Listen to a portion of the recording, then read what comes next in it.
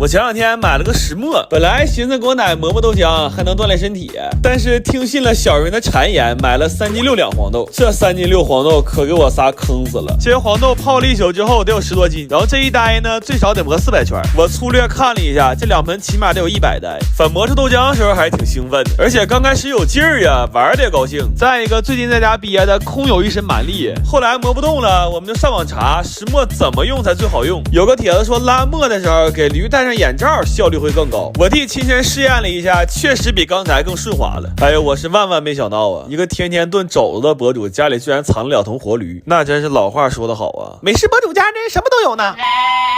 过程就不细学了，那天直播你们也看了，反正我们3头一共是拉了14、15个小时吧，最后出来这些，然后需要拿屉布给它过一遍筛。我现在就觉着呀，应该把驴列为国家2级保护动物。反正这个事儿咱们也不道德绑架，但至少可以从我做起。我发誓从今天开始不吃驴肉了。然后筛完了呢，正好是这一大锅，大概40多斤吧。豆渣我也不知道咋吃，就都给刘大脑子解压了，然后就赶紧煮了一锅豆浆。凌晨3点半，我喝上这一口热乎豆浆之后，我眼泪都要掉下来了。14个小时的汗水加上古法磨制的醇香，就我可以这么说，这个豆浆的香气完完全全和豆浆机打出来是一样的。我心态崩了有啊！好在呀，我留了一手后手，反正都这个点了，咱们可以接着做豆腐。豆腐脑出锅还是挺板着的，但是必须得是咸卤。然后就把豆腐脑压豆腐了，我寻思我终于可以歇会儿了。万万没想到，豆腐篓里的水滋溜滋溜冒啊！4点半呢，我仨马上就脑出血了，还在这大狗治水呢。就是我只能感慨一句：人间有爱，但水火无情啊！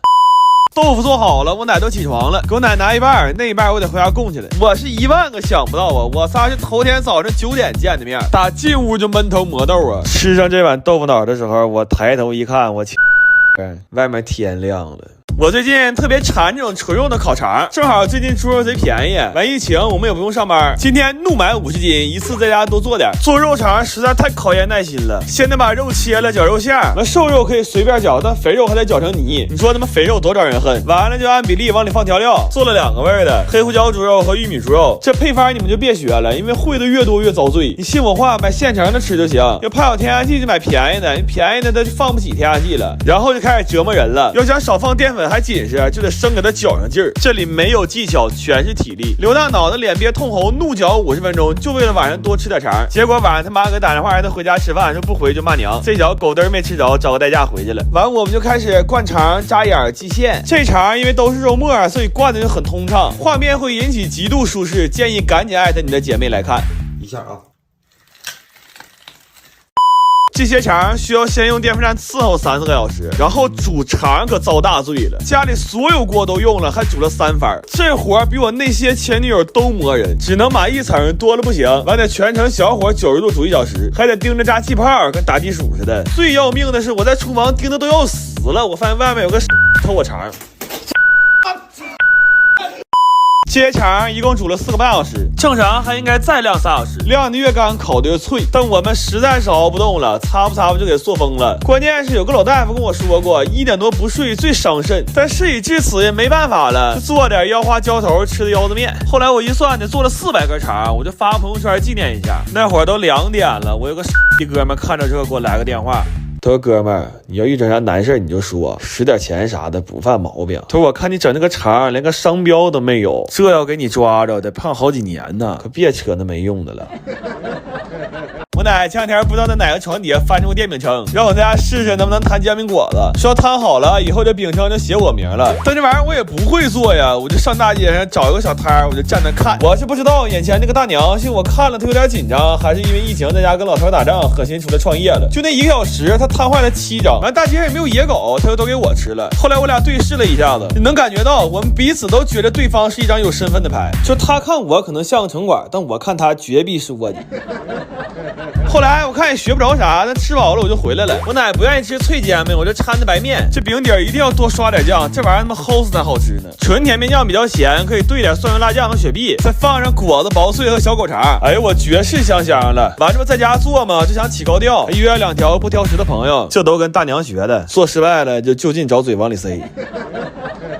先做的是煎牛锅，刷点黑胡椒酱，再放上薄脆，这味儿太稳了。强烈建议米其林大厨多学学天津伯伯。还做了煎饼肘子，我寻原汤化原食，把肘子汤勾点厚芡，黏黏糊糊就当酱使了。这大肘子皮卷里我真上头啊！这放着葱花，放几块果子，无敌了。完最近市场的海鲜不好卖，300块钱捡了一只3斤多龙虾回来，还是脖子以下曲肉，脖子以上猪肉。这个红的不知道是啥，我也没敢吃。这刷蒜蓉辣酱就行，虾参就1碰2了，这样吃着过瘾。这说实在话，确实比之前做龙虾蛋堡要好吃一点。问题谁能拒绝煎饼果里藏个大虾仁啊？咱说。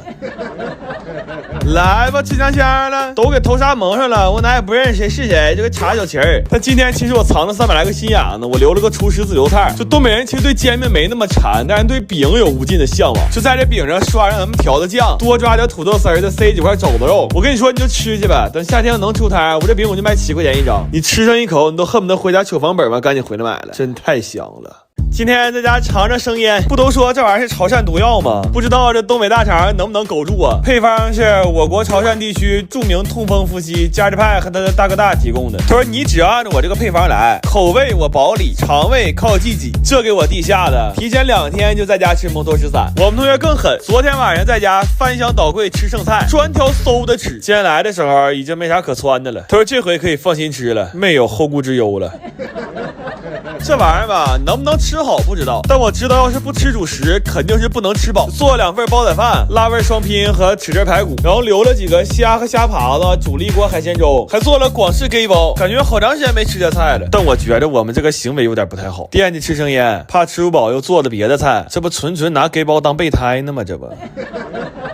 这生腌一开盖，那味儿真鲜，闻着就好吃。我们同学差点没一个猛扎里。来吧，吃串了，这玩意儿吃着吧没那么可怕，而且我觉得挺好吃。海鲜也没什么腥味儿，料汁儿是吃火锅的肥牛汁儿、海鲜汁儿那个味儿。整体来说还是比较鲜甜的。其实最好吃的是皮皮虾，但就是太扎嘴了，吃这玩意儿嘛费上牙糖呢呀。生腌配上砂锅粥，这听起来就很人字拖。完，我们同学把那盘虾爬都吃了之后，把我电褥拿走。他说今天晚上得开着睡了，一旦有个什么意外的话，从烹饪角度来讲，这就叫大火收汁儿。我现在呀，天天给我奶琢磨吃啥都愁得慌。本来说想吃红烧肉和2两鸡腿包，但我奶天天吃这玩意儿也没啥新鲜的。后来我临时决定给他俩灵魂互换一下，于是就有了一锅塞满了红烧肉的大包子和2个本不该完整的2两大鸡腿。这包子我奶吃可高兴了，就掐我一大腿。说心里话，他也该高兴，要不是我炖肉的时候瞎琢磨，那谁家好人包能放这么大块肉啊？